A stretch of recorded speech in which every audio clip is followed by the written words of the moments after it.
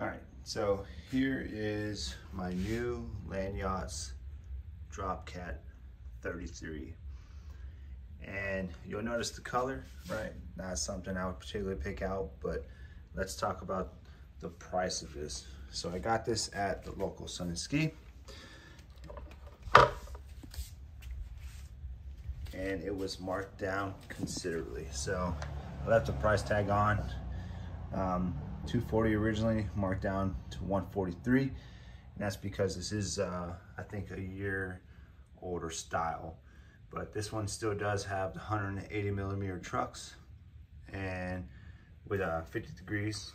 And then also has the 70 millimeter wheels, which are the Plow Kings. And comparing this board, so I rode it for about 2.5 hours last night, and comparing it to that one right there, which is a Magneto slot machine, geez Louise, the ride on this thing is phenomenal. So this thing is so smooth.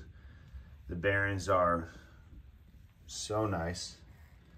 And they roll so well. I mean, the design of this board is obviously a drop, so it's a lot less effort to push off and kick and get some momentum going. And the wide wheels, which you'll notice, I'll roll them next to each other. The width difference between the ones on the Magneto and the ones on the Landyachtz. Obviously, these are very much so wider, but they live up to the name of Plow Kings, and they literally plow through everything. So all the rocks, all the crap on the road, if you go through sand, if you hit spots where, say, it's like almost like a gravel, you don't run into any issues. This board will launch you off if you hit like a gravel area. You're more than likely going to get thrown off the board, whereas this one will roll straight through it, which is so nice. Like I said, this is 33 inches, so a lot less area on the deck as far as when you're actually riding, compared to this one's like a 39-inch board. But as far as stability, this one has way more stability than the Magneto.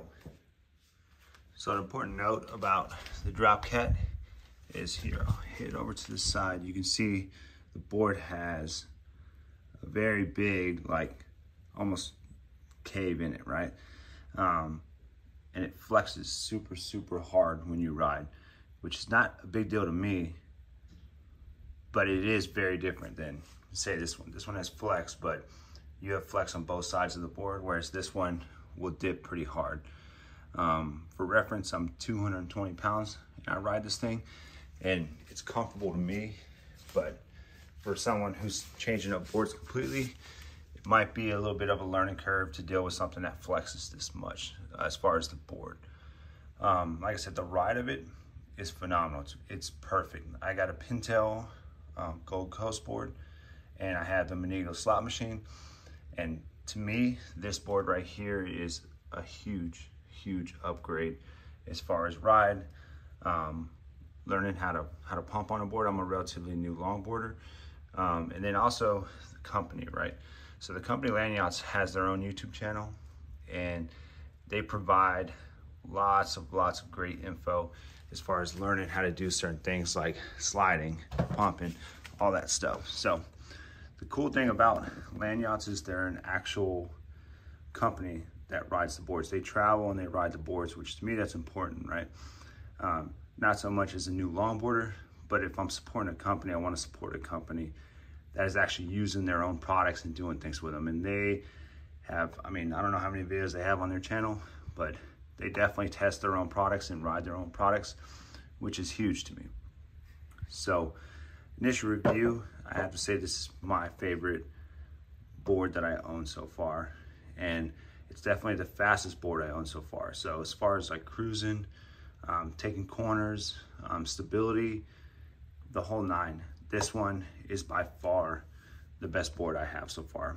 If I was gonna do it again, I was gonna spend $100 on the Magneto slot machine, or $140 getting this one on sale. I would 100% pick up this one over the Magneto.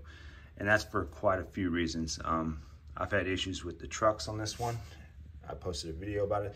They actually click, they lock up. The wheels would need to be changed out because the areas that I ride have a lot of rocks, debris, just not smooth concrete. And I've had quite a few times where this thing's kind of thrown me off, whereas, like I said, this one pretty much rolls through anything.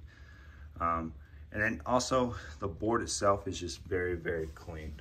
Like the grip tape to the trucks, to the wheels, it's very clean design. So I feel like they take a lot of pride in their product when they put it out. That's my personal perspective after owning, I mean, total boards in my house right now, we have 6. And that's my perspective just looking at this board, is that they take a lot of pride in the product they put out. So initial review, I hope this helps. I'll put a quick clip of me riding it just for reference on it, but updated review will come after I get probably about 20 hours in.